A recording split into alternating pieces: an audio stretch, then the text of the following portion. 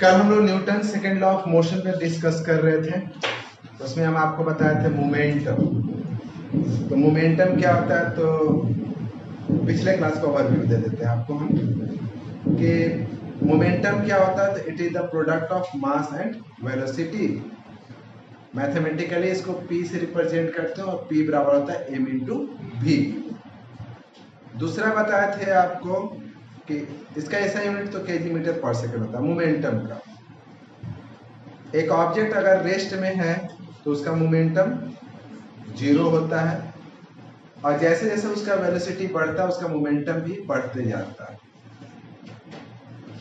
दूसरा बताते थे कि सेकेंड लॉ ऑफ मोशन कि जो rate of change of momentum होता है वो डायरेक्टली प्रोपोर्शनल होता है फोर्स का, और वहीं से हम लोग फार्मूला निकाले थे F equals to m into A, force equals to mass into acceleration.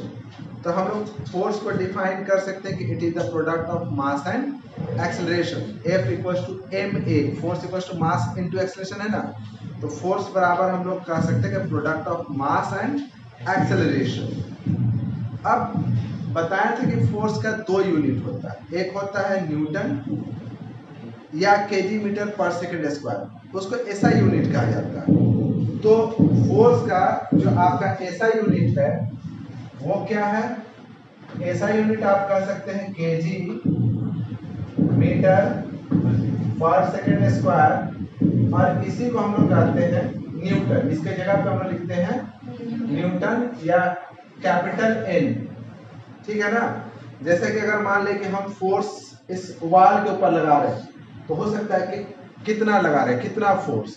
जैसे होता है ना, मार्केट गए तो सब्जी लेकर आए, तो कितना सब्जी लेकर आए, तो 5 केजी 10 केजी, तो उसके पीछे यूनिट लगा रहता है ना केजी में। तो ऐसे फोर्स लगाएंगे तो फोर्स का भी यूनिट होता है। तो Newton 5 Newton 10 Newton 20 Newton 25 Newton, ठीक। ये हो गया आपका ऐसा यूनिट। एक होता है सीजीएस यूनिट, सीजीएस। तो सीजीएस यूनिट इसका जो होता है वो होता है डाइन, ठीक है ना। या तो आप डाइन कहिए, अच्छा डाइन से पहले इसको आप ऐसे कह सकते हैं, इसको आप कह सकते हैं ग्राम सेंटीमीटर पर सेकंड। क्या कहेंगे, ग्राम सेंटीमीटर पर सेकंड, और इसी को हम लोग कहेंगे डाइन। अब तुम्हारे दिमाग में क्वेश्चन चल रहा होगा, पहले से पढ़े होगा तो ठीक है। अगर क्वेश्चन चल रहा है कि ये ऐसा यूनिट और सीजीएस यूनिट आखिर है क्या, तो एक्चुअली में क्या होता है ना कि बेसिकली हमारे पास 7 फंडामेंटल यूनिट है, उसमें से 3 मेन आता है, लेंथ, मास और टाइम। लेंथ, मास और टाइम, ठीक है ना, ये 3 है।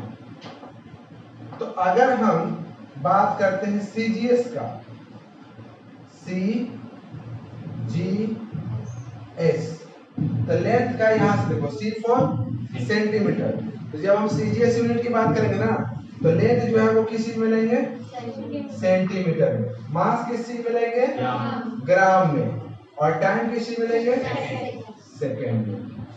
उसी तरह से होता है FPS, FPS। अब लेकिन इसका कोई खास इंपॉर्टेंट नहीं रह गया, तो इसका लिखते हैं foot, F for foot, P for pound and S for second. आप अभी भी देखे होंगे कि मास को हम लोग पाउंड में भी मेजर करते हैं। कहाँ पे मास को पाउंड में मेजर करते हैं, पाउंड में कभी मास लिए हो कुछ वजन को, केक कभी खरीदे हो तो किस चीज में लेते हो, पाउंड। तो वो मास का यूनिट है, वो कौन सा यूनिट है, FPS। Foot 4 foot 5 feet 10 foot ऐसा होता है ना, और सेकंड का सेकंड। और एक होता है MKS, इन शॉर्ट आप याद करने के लिए हम लिख नहीं रहे, आप खुद से लिखिएगा। M for metre, K for kilogram, S for, ये MKS होता है। और इसी को हम लोग अब मिला करके कहते हैं SI। इसको क्या कहेंगे, तो SI यूनिट का मतलब हो गया कि जो लेंथ है वो आपका किसी में होगा, मीटर में, मास जो है वो किसी में होगा केजी में और टाइम जो खैर सेकंड में रहेगा। और सीजीएस का मतलब हो गया कि मास आपका ग्राम में, लेंथ सेंटीमीटर में और टाइम सेकंड में। अब इन दोनों के बीच में रिलेशन निकालना, मतलब कि न्यूटन और डाइन के बीच में रिलेशन निकालना। डाइन आप हमेशा याद रखिएगा, डाइन आप जानते करते हो डाइन किसको कहते हैं?